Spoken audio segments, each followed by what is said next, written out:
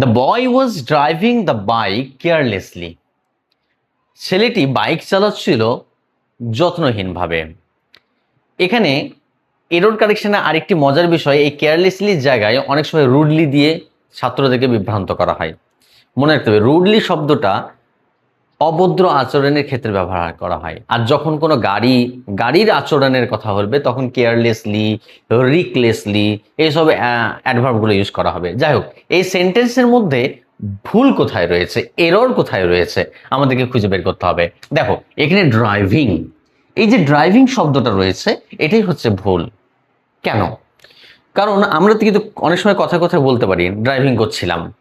Driving সেই ক্ষেত্রেই করা হয় যেগুলো কোনো হুইল বোঝাবে, ঠিক আছে, কোনো গাড়ির উপর চেপে থাকা, আর যেগুলো কোনো যানবাহনের উপর চড়ে বসা, যেগুলো চড়ে বসা হয় সেগুলোর ক্ষেত্রে রাইডিং ইউজ করা হয়।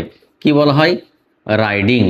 আর যেগুলোর উপর বসে চালনা করা হয়, তার স্টিল হুইলার থাকে, অনেকজন বসা থাকে, নড়ে চড়ে বেড়ানো যাবে, ঠিক আছে, অর্থাৎ নিজে নিজে পরিচালনা করা যেতে পারে, সেগুলোই হচ্ছে ড্রাইভিং।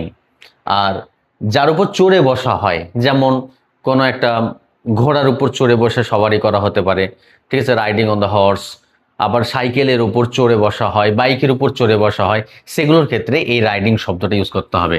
তাহলে মনে রাখতে হবে, আমরা সর্বদাই বাইকের উপর আমরা চড়ে বসি, এর জন্য এটা রাইডিং হচ্ছে, ড্রাইভিং হচ্ছে না। ড্রাইভিং কোনগুলো হয়? কার হতে পারে, বাস হতে পারে, লরি হতে পারে, এগুলোর ক্ষেত্রে। আর রাইডিং কোনগুলো হবে? সাইকেল হবে, মোটর সাইকেল হতে পারে, কোনো প্রাণীর উপর চড়ে যানবাহন বা সাওয়ারি করা হতে পারে, সেগুলোর ক্ষেত্রে কিন্তু রাইডিং ইউজ করতে হবে। অর্থাৎ এক কথায় আমরা বলতে পারি, যার উপর চড়ে বসা হয় সেক্ষেত্রে রাইডিং, আর বাকি সবার ক্ষেত্রে ড্রাইভিং। তার জন্য এটা গুরুত্বপূর্ণ। এটা বাচ্চারা অনেকেই, এগুলো স্টুডেন্টরাও ভুল করে ফেলে।